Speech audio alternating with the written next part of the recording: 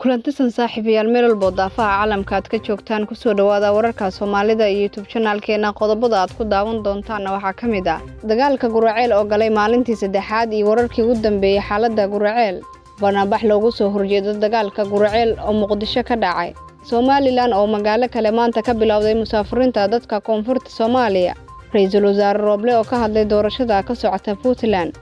intaasi waxay ahaayeen qodobada ugu doorkaroon ee wararka Soomaalida YouTube channelkeena Captain K fadlan daawada haddii ay tahay markii kugu horeysay subscribe gambaleelkana furo si aad u noqoto daawadaha hela wararka iyo warbixinadeena like-na saar si uu muuqaalkan dad badan u gaaro wixii fikrado ahna qaybta commentiga noogu reeb mahadsanidin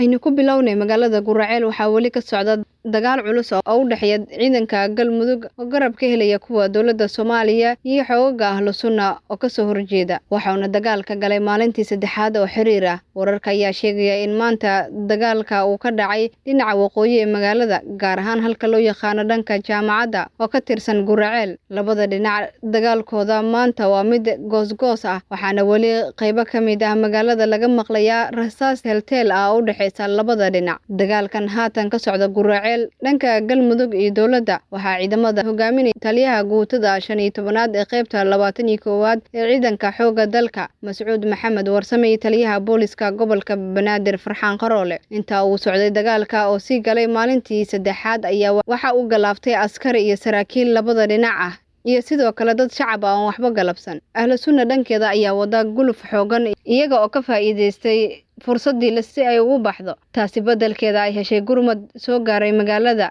iyada oo sidoo kale askartii ka dhaawacantay ka bixisay aaga dagaalka dhinaca kale magaalada ayaa haawanaysa waxaana xiran goobaha ganacsi iyo sidoo kale waxbarashada iyada oo inta badan qoysaskii deganaa halkaas ay ka barakaceen Guraceel oo ah magaalo ganacsi ayaa xudun u noqotay xiisada ka taagan gobolka Galgaduud ee u dhaxaysa Ahlu Sunna wal Jameeca iyo ciidanka dawlad goboleedka Galmudug dhanka kalena banaanbax looga soo horjeedo dagaalka khasaaraha badan geystay ee u dhaxeeya ciidanka dawladda iyo kuwa Galmudug oo dhinaca iyo xoogga Ahlu Sunna ee ka socda Guraceel ayaa ka dhacay magaalada Muqdisho dad u badan haween ayaa isugu soo baxay isgoyska Tarabuunka ee degmada Hodan iyagoo wadada ku gubay taayaro iyo qashin taasoo keentay inay isku socodka gaadiidka noocyadiisa kala duwan istaago banaanbaxyaasha ayaa waxa ay ku dhawaaqayeen erayo ay ugu soo horjeedaan dagaalka degmada Guraceel waxaana kamid ahaa qorqor iyo farmaajo doonimeena dhiig sokeeya doonimeena iyo erayo kale qaar kamid ah banaanbaxyaasha oo warbaahinta la hadla ayaa waxa ay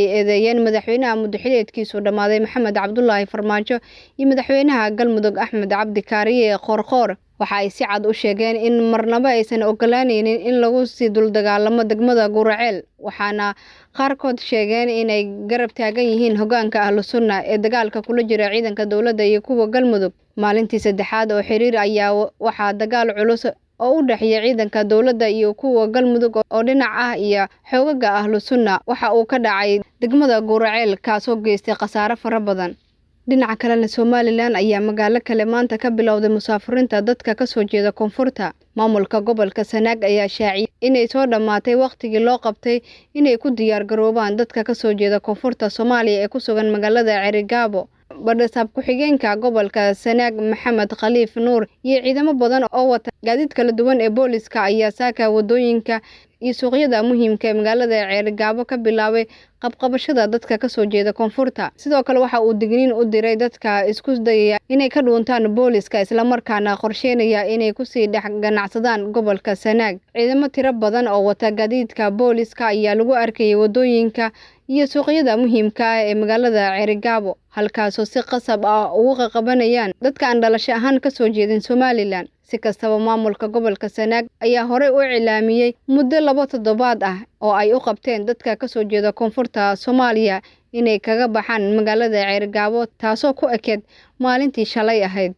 Ra'iisul Wasaaraha xukuumadda xilgaarsiinta Maxamed Xuseen Roble ayaa bulshada hoggaanka dawlad goboleedka Puntland iyo guud ahaan shacabka Soomaaliyeed ugu hambalyeeyay doorashada golaha deegaanka ee ka bilaabatay Qardho Eyl iyo Ufayn shacabka ku nool saddexda degmo ayaa codadkooda dhiibtay si ay u doortaan golaha deegaanka degmooyinkaasi oo ka kala socda 8 urur siyaasadeed ee ka jira deegaanada Puntland madaxda dawladda iyo siyaasiyiinta mucaaradka ayaa maamulka Puntland ku taageeray qabashada doorashada hor u dhaca ah ee golayaasha deegaanka kuwaas oo laga bilaabay 3 ka mid ah degmooyinka Puntland. Ugu dambeynna madaxweynaha Koonfur Galbeed ayaa ka hadlay falkii Al-Shabaab ay ka geysteen degmada Waajid. Madaxweynaha dowlad goboleedka Koonfur Galbeed ayaa ka hadlay dhibaatooyinka Al-Shabaab mararka qaar u geystaan shacabka Soomaaliyeed gaar ahaan shacabka Koonfur Galbeed iyo falkii ay u geysteen ganacsatadii degmada Waajid ee gobolka Boqol oo raashin ay wateen la gubay. Lafta Gareen waxa uu sheegay in Al-Shabaab ka soo horjeedaan nolosha dadka ayna doonayaan in qofka nolosha lagu ciqaabo. Madaxweynaha dowlad goboleedka Koonfur Galbeed Cabdicasiis Lafta Gareen ayaa ugu dambeyn sheegay in ka maamul ahaan ka go'an tahay sidii loo fulin lahaa howlgallo ka dhan ah Al-Shabaab. Hadalkan ayaa madaxweynaha Koonfur Galbeed waxa uu maanta ka sheegay kulan uu ku saxiixay qorshaha horumarinta dowlad goboleedka Koonfur Galbeed Soomaaliya.